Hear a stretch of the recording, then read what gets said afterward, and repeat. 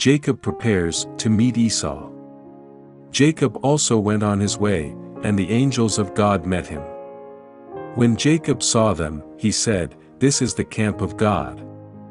So he named that place Mahanaim. Jacob sent messengers ahead of him to his brother Esau in the land of Seir, the country of Edom. He instructed them, "This is what you are to say to my lord Esau. Your servant Jacob says, I have been staying with Laban and have remained there till now. I have cattle and donkeys, sheep and goats, male and female servants. Now I am sending this message to my lord, that I may find favor in your eyes." When the messengers returned to Jacob, they said, "We went to your brother Esau, and now he is coming to meet you, and 400 men are with him."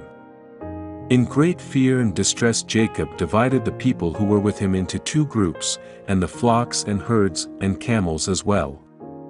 He thought, if Esau comes and attacks one group, the group that is left may escape.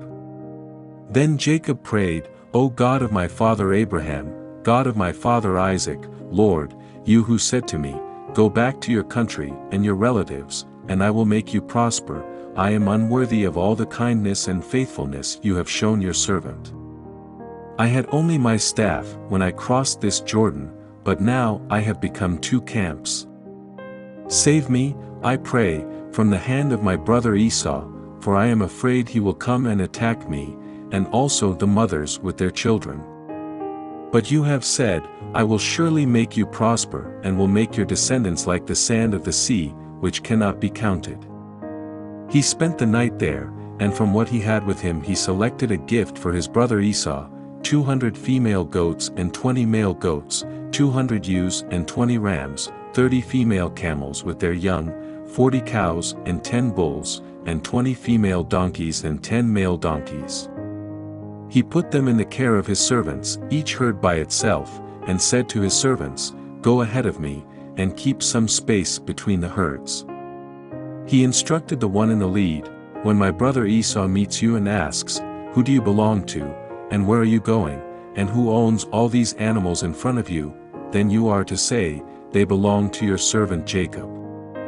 They are a gift sent to my lord Esau, and he is coming behind us.'" He also instructed the second, the third, and all the others who followed the herds, "You are to say the same thing to Esau when you meet him. And be sure to say, 'Your servant Jacob is coming behind us.'" For he thought, "I will pacify him with these gifts I am sending on ahead, later, when I see him, perhaps he will receive me." So Jacob's gifts went on ahead of him, but he himself spent the night in the camp. Jacob wrestles with God. That night Jacob got up and took his 2 wives, his 2 female servants and his 11 sons and crossed the ford of the Jabbok. After he had sent them across the stream, he sent over all his possessions. So Jacob was left alone, and a man wrestled with him till daybreak. When the man saw that he could not overpower him, he touched the socket of Jacob's hip so that his hip was wrenched as he wrestled with the man. Then the man said, "Let me go, for it is daybreak." But Jacob replied, "I will not let you go unless you bless me." The man asked him, "What is your name?" "Jacob," he answered.